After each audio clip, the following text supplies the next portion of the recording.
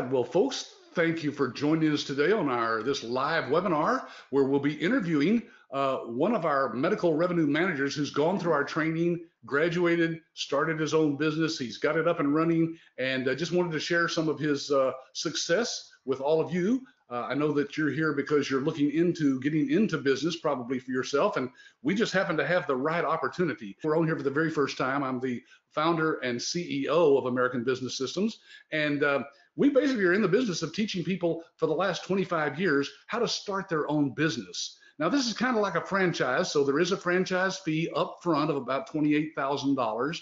And then you'll see what all that includes here as you go through our website. It kind of covers that completely, but I'll talk about some of that today as I interview Chris. You can check with the Better Business Bureau here in Fort Worth and see that we have an A+ rating. It doesn't get any higher than that.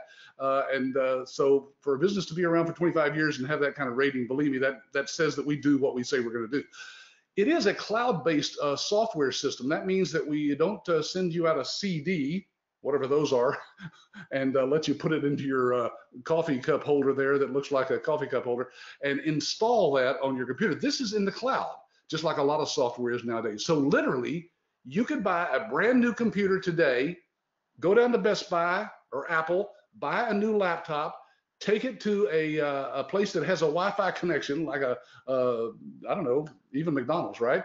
And you would have, with your credentials, the ability to log in and use our system from anywhere that has an internet connection. There is nothing that resides on your computer. And believe me, that's a good thing when it comes to HIPAA and all the rules for patient privacy. Nothing's on there whatsoever. We also have 6 other ancillary services, we call them, that have been developed so that you can have a way to talk with doctors and office managers about all sorts of things, anything relating to their revenue. That's why when people graduate through our system, we call them a certified revenue manager. That means a medical revenue manager, somebody who manages the revenue in all aspects of the doctor's office. So those are some of the services that you can find on our website as well. By the way, when you graduate from our training, you are actually certified by an organization called MERMA. That's the Medical Revenue Management Association of America. You can go to merma.org and check them out there if you'd like to know a little bit more about them. Folks, we've taught people from every background, every religion, every race, every gender, from coast to coast for the past 25 years. And most of them had no background whatsoever in the medical field, much less medical billing. So you can be assured that no matter who you are, whatever your education is, your background, your age, doesn't matter. A lot of retired people start this business because it's something that they can run from anywhere in the world. We have a couple who literally drives around the United States in an RV running this business, because as long as you have, again, a satellite connection of some kind to the internet, you can run this business. It's a great business to be in, as you'll hear today as I interview one of the people who've been where you are a few years back. I have been around, we've done this for 25 years. My wife and I started doing the billing back in the late 80s, actually, when there was hardly anybody doing outsourced billing for doctors. And we learned that there was a real good lifestyle for us and our 2 children. We raised them actually helping out in the business. My son is now the president of the company, and my daughter's gone off to start her own business, but hey, I just taught her too much about being an entrepreneur, I guess. Sometimes you just get tired of working for old dad. I am a best-selling author. You can find these books out on Amazon.com and in some of your local bookstores as well. How to Reprogram Yourself for Success, the new thriving medical practice that I co-authored with Dr. Vicki Ratner, and Cash Crunch to Cash Flow, all about revenue collection for other businesses as well. I'm also a member of the editorial board of Billing and Coding Advantage magazine. They've been around for 35 years. They have over 40,000 subscribers. Yes, there are still magazines printed and mailed out in the mail. This is one of them. And again, I write articles for that on a regular basis as well. By the way, our guest today is Chris Harper, and I just want to make sure that Chris is still with us. We were talking earlier, but Chris, you still there behind the scenes? I'm here. My camera's on. Yeah, we were talking earlier, and I said he had, yeah, there he is. He had no light on his face whatsoever. It looked like one of those mafia interviews, you know, where they They darken the face. But you got it just perfect there, Chris. There I am. Hey, Chris, why don't we start by just asking you to kind of share with people what you were doing back when you first looked into getting into this business and why you decided to start it. Sure. So prior to this, I was selling, working for a large company, selling devices, everything that goes along with that. And, I got to the point where I had been self-employed previously with a family business that I got out of. And so, I kind of decided that I wanted to make the jump back into self-employment. And so, I literally went onto a franchise website, and one of the first listings was ABS, and it kind of stood out to me because I thought, this is in my wheelhouse. I kind of a numbers guy, and that, my degree was in finance and accounting, and so that side of it I'm comfortable with, and these grand thoughts that, oh, I know all these doctors, right? This is going to be a perfect setup for me. And I can tell you that my previous experience has not gotten me a single client or lead. So I don't want people out there to be thinking, oh, well, he already had connection. They haven't done a single thing for me. Yeah. The only thing I'll say is I'm comfortable walking into a doctor's office and striking up a conversation. So Yeah. it's about the only thing that my experience did. But when I Well, saw that's the scariest part for most people, just making yeah, some kind of human connection. But as you know, Chris, we teach people a dozen different ways to market to doctors, and you yeah, don't necessarily have to go door to door or anything like that, or certainly get exactly. on the phone and make phone calls. There's other ways to make those connections through some of the networking groups in your area. Sure. Absolutely, absolutely. So that was kind of my previous experience, and this just kind of resonated with me. So you had no background in the medical coding or billing. No, none, Yeah. none. And there's a learning curve to that, isn't there? There is, but it's not as steep as I thought. I can honestly say once I got my first client, there was a moment of, it was a little bit scary when I first got my first client. But I can say within the first 6 to 8 weeks, I probably learned pretty much everything I needed to know.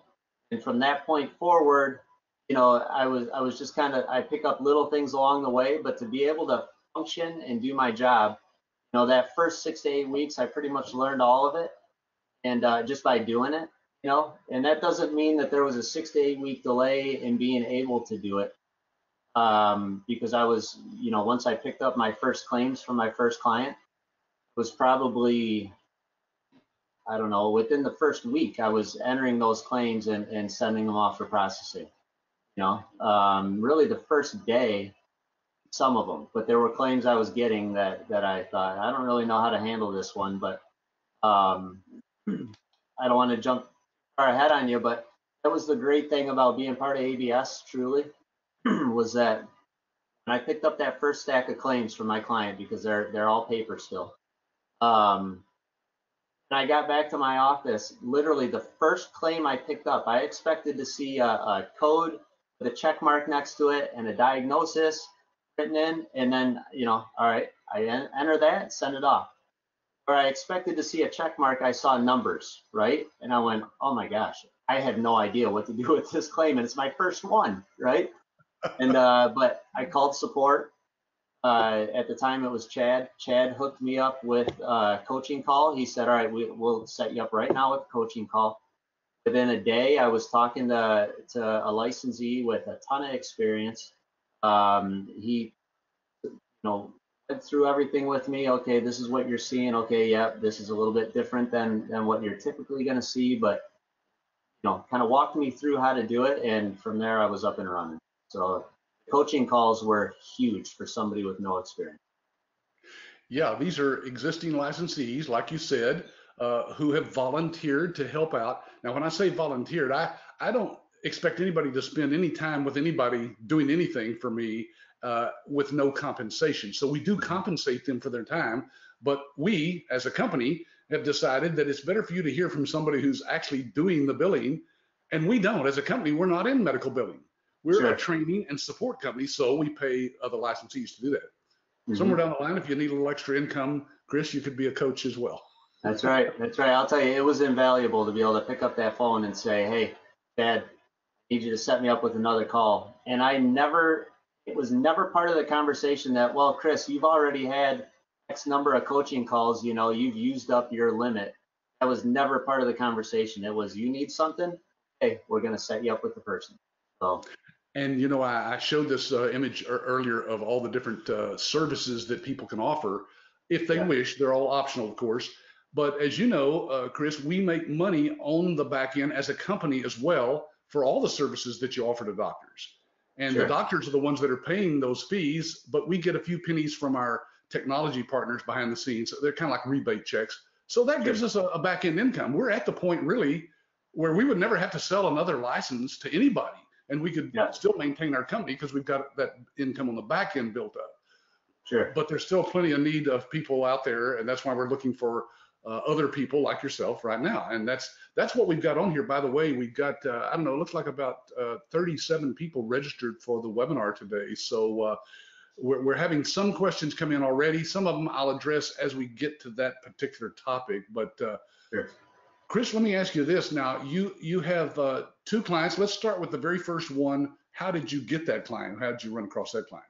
Yeah. If I go too long-winded, be sure to just, tell me, hey, wrap it up. Hey, no, But impossible. You can't talk too much. Go ahead. yeah, it's kind of a funny story. This particular client, so one of the things that you talk about a lot in training is, warm market, friends and family, let them know what you're doing. And then also business networking. And it seems to me most licensees say that they got their first client through that business networking that they did. Um, that there were certain reasons why I really wasn't going to go that route. So I decided just to walk into offices. You don't necessarily have to do it that way, and it may not even be the most efficient way. This is what worked in my mind. So with this one, I had walked in, and it was always a simple conversation. I'd walk in and I'd say, "Hi, I'm Chris. I've got a local medical billing business, and this one particularly was right in my hometown. So I said, I'm right here, and I just wondered, how do you handle your billing?" And the office manager will tell you if you see the office manager. If not, because they always mysteriously have a phone call that they're on. Um, just the person at the front desk. How do you handle your billing? Oh, and well, in this particular office, I talked to the office manager. She said, we've got an in-house biller. We're happy. We're not making a change, right? I mean, to the point, that was that, right? Yeah. And so I walked out of there with some good pieces of information, right? I know that they have in-house billing. They're happy. They're not interested. So, I'm going to kind of check back with them periodically. But I don't need to spend a lot of time. I even wrote on the back of the business card, because I'm old school. I write all this info on the business card. I wrote on the back of it, probably not a target, right? Yeah. And this was early on when I first started going into offices. And so I had gone into another office here in town maybe 2 months later. And at that point, another tactic that we talked about in training was the referral reward. So I had a sheet printed out that laid out my services, and right at the top that I give a $500 referral reward. So I walked into this other office and I talked to her about her billing, and I handed her that referral reward sheet, and I said, I offer a $500 reward. You put me in touch with somebody who's interested, who's looking, and I sign them up as a client, $500 for you. So about 2 months after that, I get a phone call from that office manager, and she said, "Hey, I just wanted to let you know, I just passed your information along, Dr. So-and-so." And I said, "Are you kidding me? On this street, right?" And she said, "Yeah." And I said, that's mind-boggling to me, because I was just in there And they were set, right? They were not making any changes. And so she said, yeah, he's looking and he needs somebody pretty quick. So that was on like a Wednesday. The doctor called me on Friday. He asked me to come into his office on Monday, and I had him signed by the following Wednesday, right? Wow. So the referral reward was a big deal because it made that manager keep my information so she could pass it along. And it also showed me these people say that they're set, right? Doesn't mean they're set. You contact. And things change. I mean, it could have changed in that period of time. Something happens, the person who's doing the billing quits, and all of a sudden, now they do need somebody to outsource to. Yeah. She was retiring and the office manager was gone. You know, they had a new office manager at this point. Filler was retiring, so that's what happened. Right. So that one was a pretty, what type of doctor was that, by the way? Neurologist. Neurologist, yeah. So does he do a fairly decent volume of business? So he does. One of the things we talked about a few minutes ago before the call, and I had that initial meeting with him, he had told me that his volume was about $800,000 a year. I just ran the final numbers because I've had him for a full calendar year now. So I ran January 1st to December 31st. His revenue is over $1 million. So, you know, I think that lends itself mostly to our ability to get claims paid, where his in-house biller didn't have the incentive to do it, didn't have the incentive to follow up on denied claims. Right. She was shredding. I can tell you this, when I took over, I went in there the first time, the office manager came up to me and said, she spent about 8 hours a day the last 2 days shredding. And shredding? What was she shredding? Probably claims that had been denied that hadn't been followed up on, you know, because they're all paper, right? Oh. He's just shredding things. And I said, you know, it made me sick because I thought that's all claims I could have put back in and gotten paid for, you know? Yep. But she was embarrassed and didn't want the doctor to know. Yeah. Probably because, you know, once I started getting into it, and again, this is a guy with zero experience, right? I had no experience when I got this client. And pretty early on, I'm going to him saying, you know, you're doing these codes regularly, and they're getting denied regularly for the diagnosis. I had gone onto the Medicare site, pulled a list of valid diagnoses for that CPT code, and said, I need you to give me a diagnosis off this list. I'm gonna run these procedures, tests, right? And he said, well, why didn't she ever tell me any of this? You know, almost like it was something that I was doing wrong, that these weren't getting paid, right? And I said, well, because I think she was shredding them. I don't think you were getting paid for as many of these tests as you were running. And, you know, now he pulls the diagnosis from those sheets and everything going through. You know? So I think that's a big uptick on the revenue side. Yeah, so Chris, you said that the office biller there didn't have an incentive. Kind of explain to people who are new to this, trying to understand how you get paid and why you have an incentive. Sure. So my incentive is that I'm getting a percentage of every dollar that comes into that practice. So whether it's a patient payment or an insurance payment, those are the two sources of revenue for the office. I'm getting a percentage of every dollar that comes in. So when she was looking at a stack of denied claims thinking, I'm going to put these to the end of my desk because I've got enough new claims coming in that I can just enter into the system and send off. I'd have to put any time, effort, or headache into figuring out why they're denied. I'm going to put that stuff aside, work on the new claims that continue to come in every day. And she was getting her hourly rate, you know, her hourly pay from the doctor, and so she was fine. But with me, by getting those denied claims paid, I get paid, right? So that percentage is key, and it creates that incentive. Now, one of the questions here from John is, do I have to know anything about coding? Did you know anything about coding when you started? Zero. Yeah. There's a couple resources in the coaching call that I found out about. There's a site that I subscribe to, and it allows me to punch in any code. I can get a full breakdown of the description of the code. So if a doctor gives me a code and I'm not sure what it's for, I can punch it in, find out what that code is. I can get a list of diagnosis codes that will get that procedure code paid. So there's services out there that helped me tremendously, but I knew absolutely nothing going into this. And I'll tell you one other thing.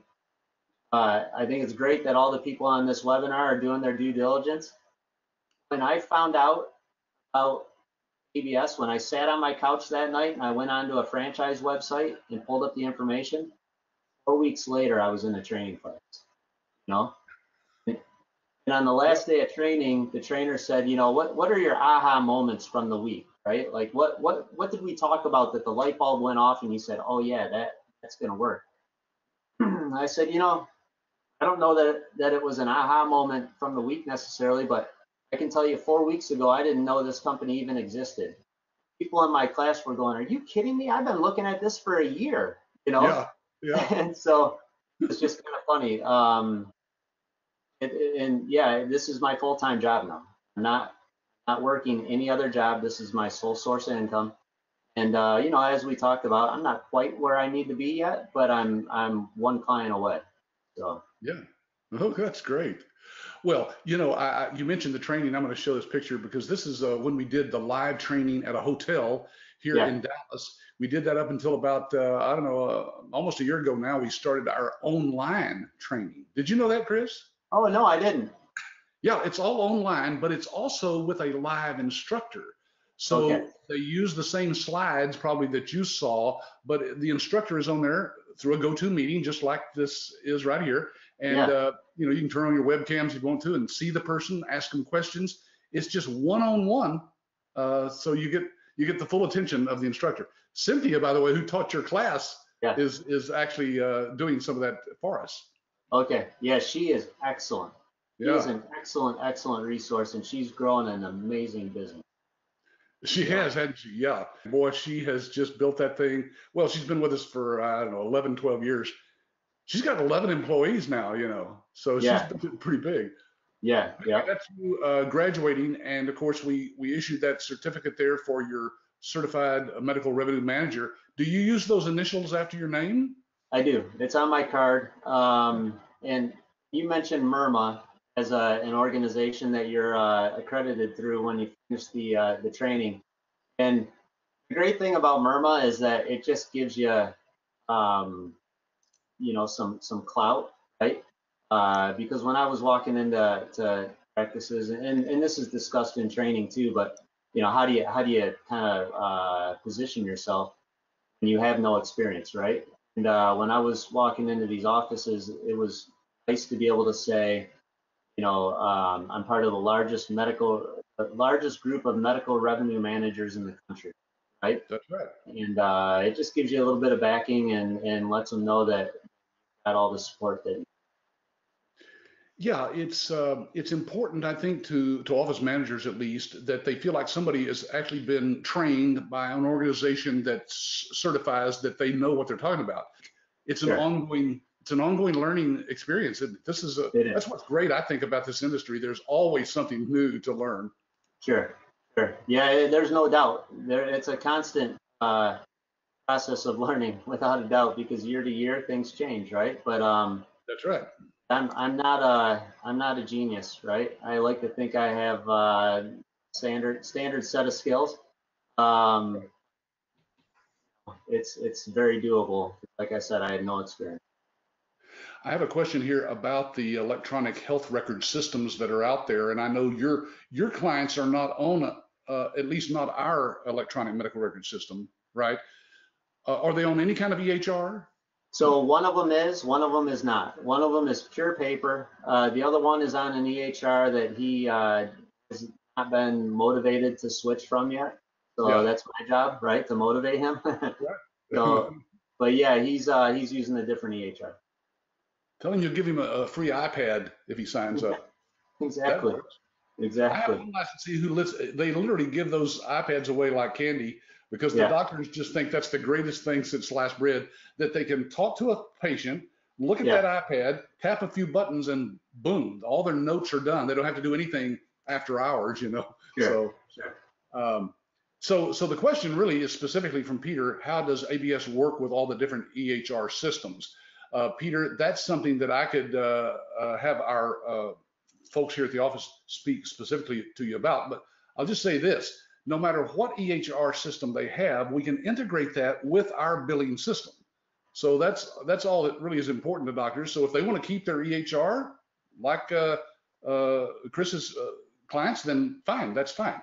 But eventually you can show them so many advantages to having ours that's integrated that they will eventually say, you know what, maybe that'd be worth switching over.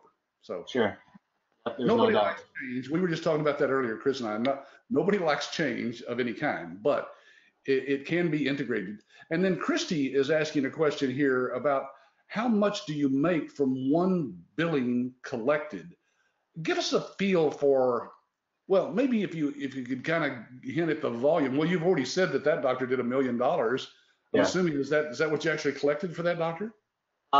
So that was net receipts, yes. So that's the revenue that they had come in from insurance companies and from patients, And then you get a percentage of that.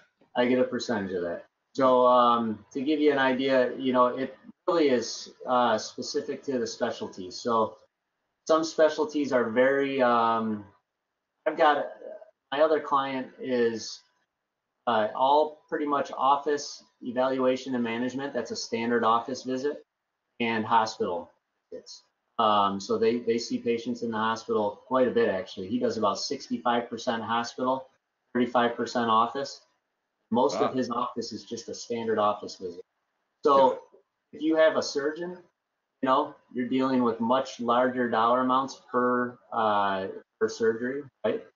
So it really can vary. But for a doctor who's primarily working out of the office, doing that type of stuff, you're going to be anywhere for a standard office visit from, it might be $50 per claim, and it might be $250 per claim paid from the insurance company to the office. Right. And some deductible might come out of that. So if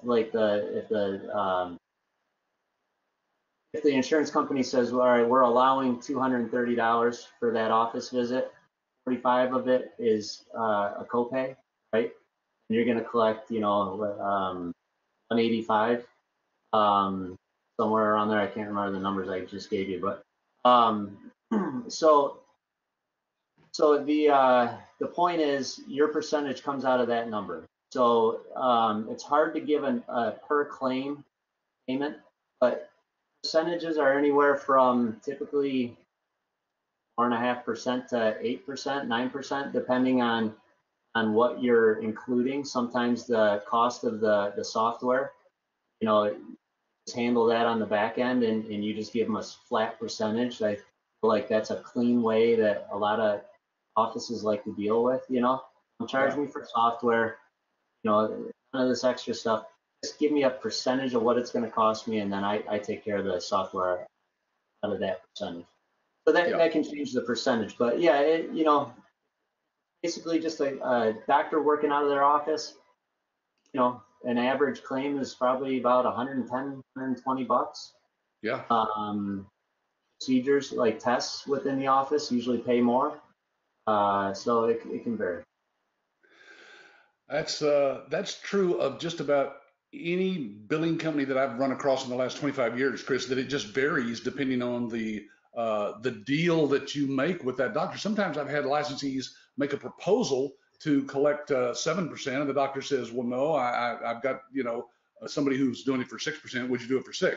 Well, we teach them to negotiate that even, because if you can get 6.5% and tell him that I'll be glad to reduce that once we get to a certain volume. If I increase your revenue by 20%, I mean, you've increased this doctor's revenue from 800 to $1 million. That's 25% increase. Absolutely.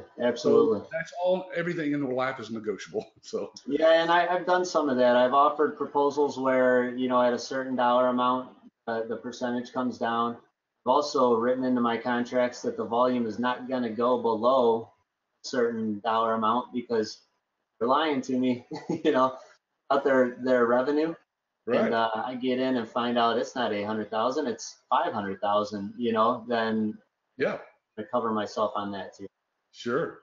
Well, that's kind of what this question from NJ says. In this business, what would prevent another billing company to undercut you and give the doctor a lower fee? Nothing, Nothing. I you mean, know. it's the American competitive system, free enterprise. Yeah, that's right. That's right. So basically, though, there is some truth to, when you go through training, it's they talk a lot about, job that you do, talking for it, speaking for itself, and there is a certain level of that, because you've got great systems.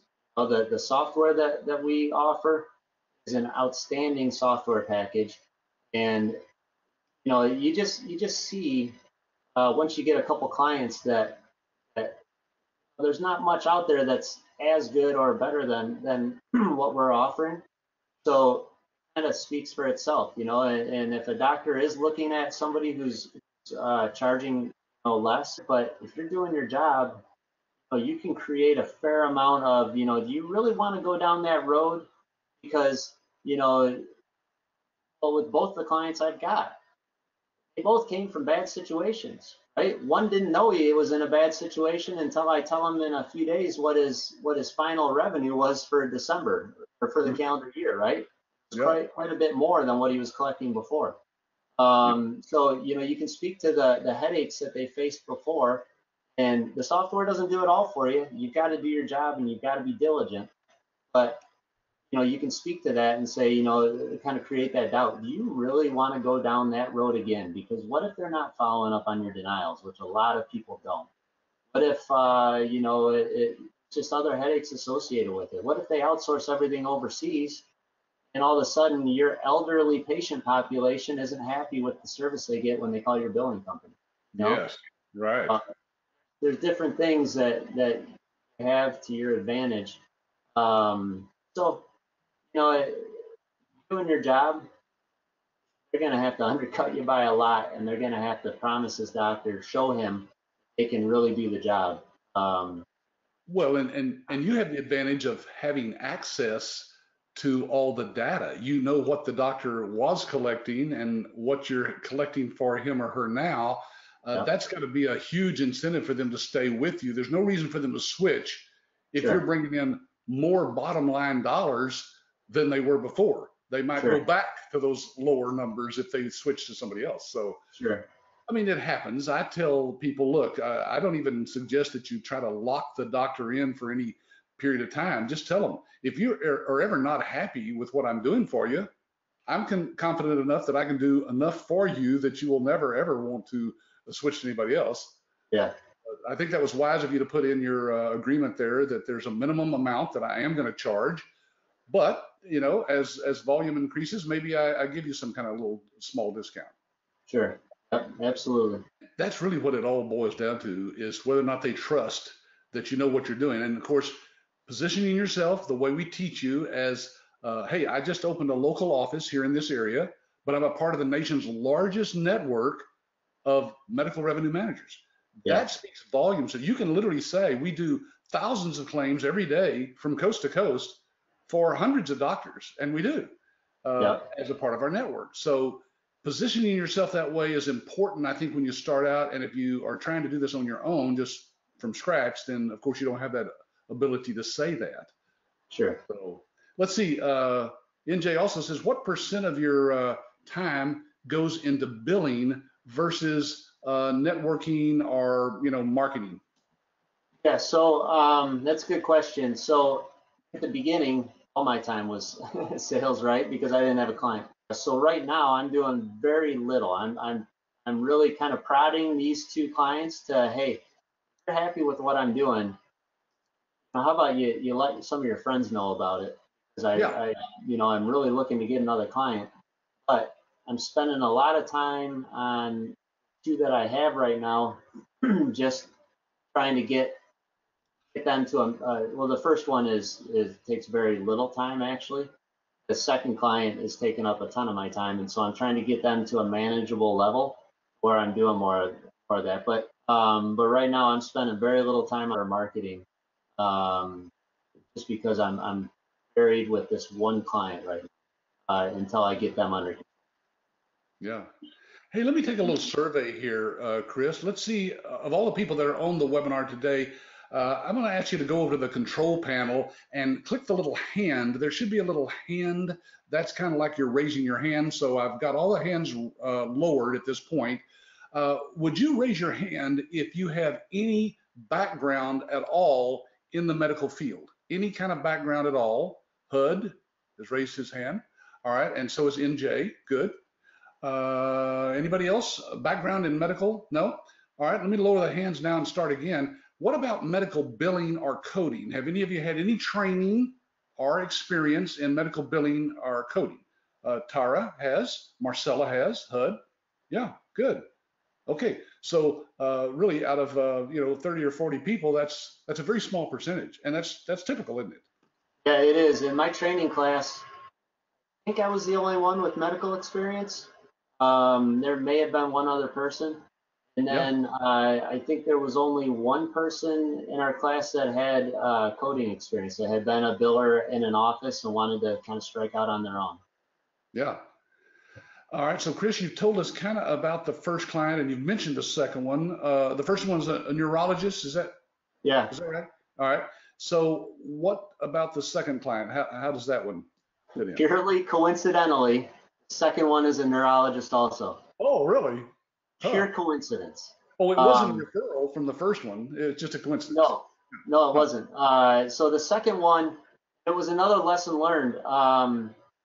The hospital system that this doctor is most closely affiliated with has a lot of hospital employed physicians.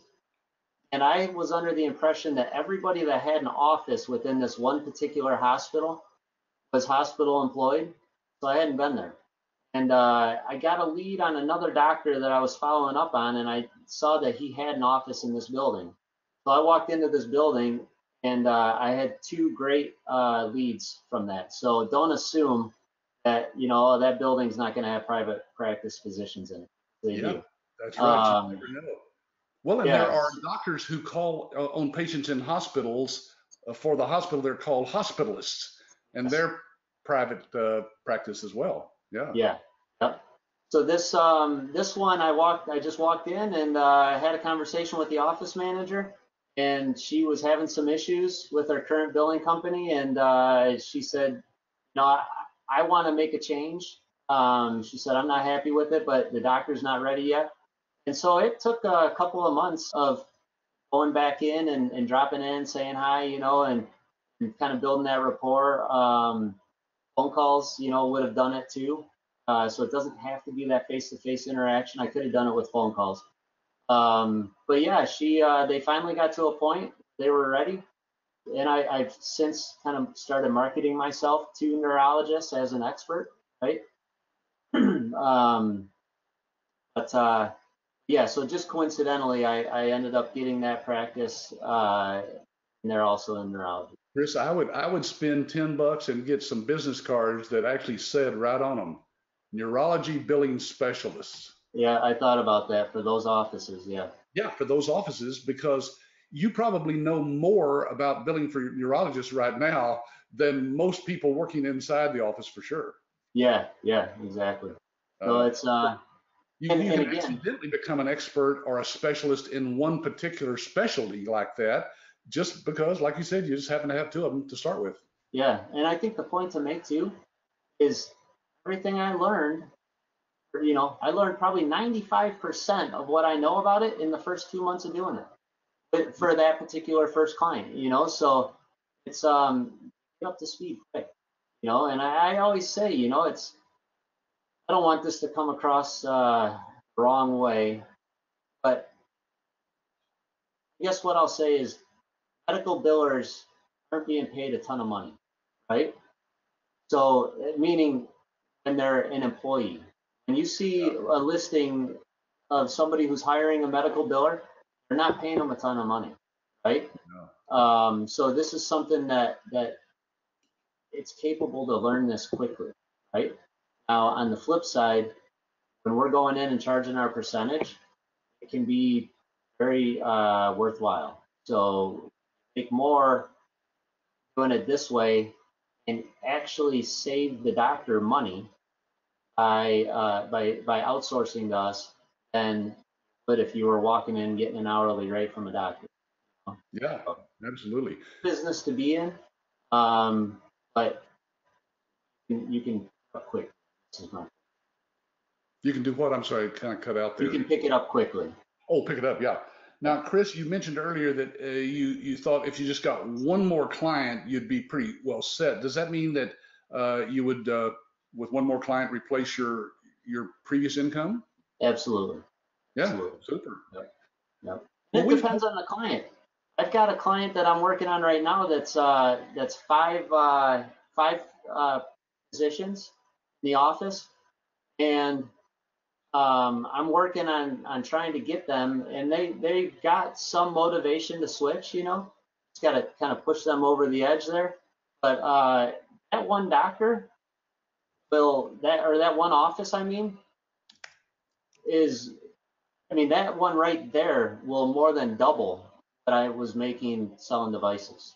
You know, I was doing pretty good selling devices. So that one, you get that one office, you can be up and running fast. You know. Yeah, well, we don't want to talk about, how much money you're bringing in or making or banking or paying or not paying taxes on, but Sure. it sounds like from that one client that's doing $1 million, even a small 6% would be a nice revenue on that doctor. Sure, absolutely. Yeah. Full Okay. disclosure, I'm not at 6% with that doctor. I'm Yeah. less than that, Yeah. but it's a good rate for my time. There's no doubt.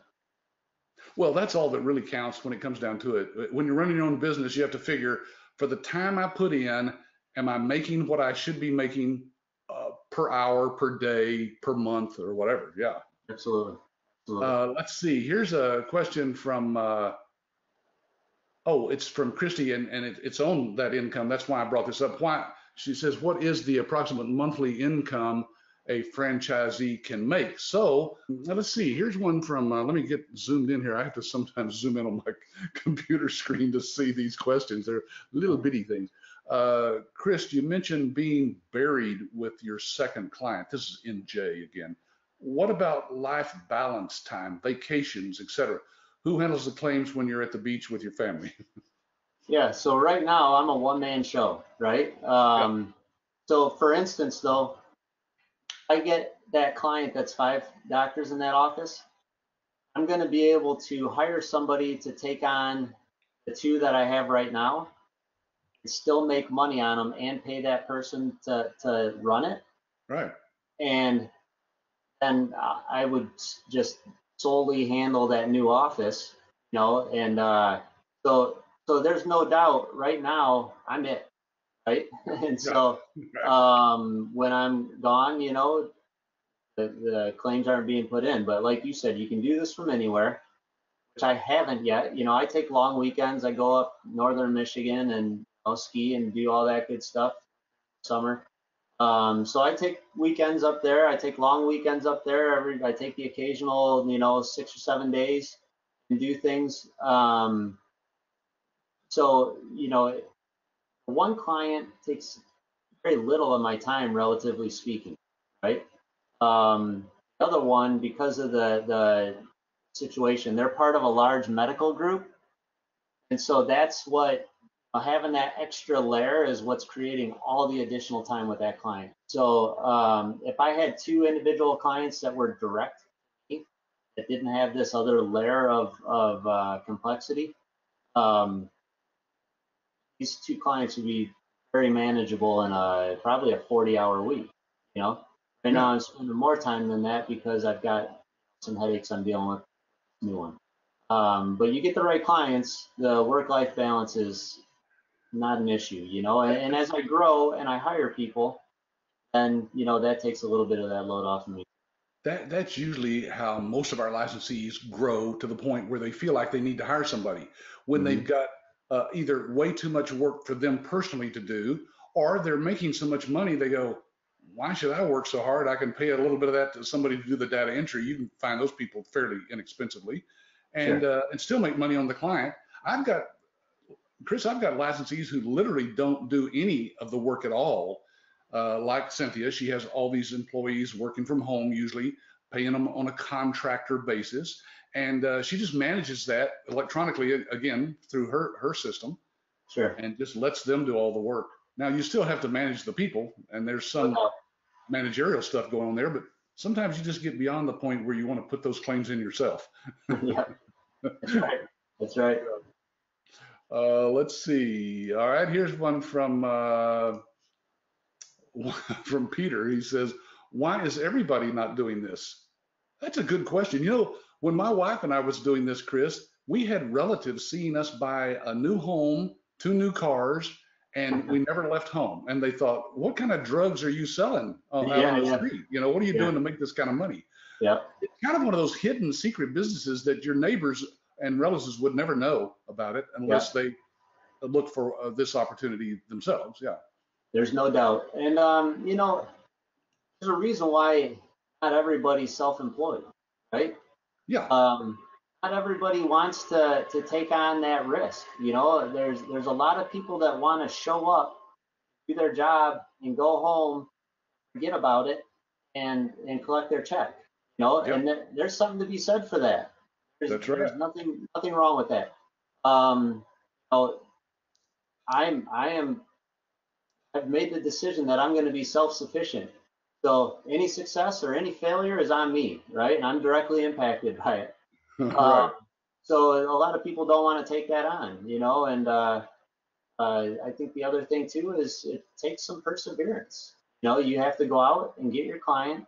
I can tell you, the first day that I decided to do this, I was in training in December, and I spent that month getting my things together, getting my phone set up, getting my mailing address, getting everything in order, getting my business cards. Like January 3rd, I was driving home from a day at a hospital, and I said, all right, I'm going to stop at every doctor's office on my way home. And I almost got a client from that first day. It was the third office I walked into. I almost got him. So I guess the point is, you don't know when you're going to hit that office that you turn into a client. But some perseverance until that happens. Not everybody has the fortitude, I guess, to continue on. But it's like I said, I can hire somebody to handle the clients that I have already and still make money on those offices. It shows it's a viable business to. Yeah, that's a good point. If you can let somebody else do the work for one of your clients, and yet you still make revenue from that, that's a win-win. Then you just decide, well, how many clients do I want? Yeah, yeah, yeah. Uh, There you go. I sent a link out, and I don't know if that got out to everybody or not, but that link should be in your question box to next week's webinar. Okay, Chris, before we wrap up here, let me just ask you something about your marketing, and maybe you could address how you've utilized some of our marketing materials. We have full color brochures, postcards, and folders, and the books. Have you utilized our books at all in your marketing? I have done some, and in training they literally walked us through the thriving medical practice and said, all right, put a sticky tab on this page and highlight this section. They literally walk you through it, and I did some of that where I was highlighting those areas and dropping those off for doctors so that they can just kind of scan through and see the important points that we want them to see.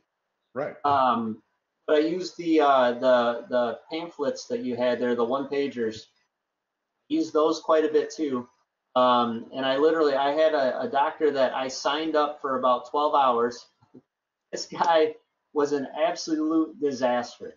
absolute disaster. I don't know if he's still in business or not, but from a business standpoint, he is a mess.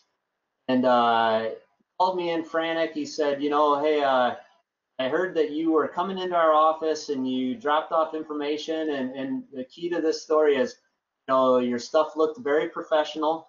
He literally said that. So that's a kind of a tap on the back to you guys for putting together things that look professional.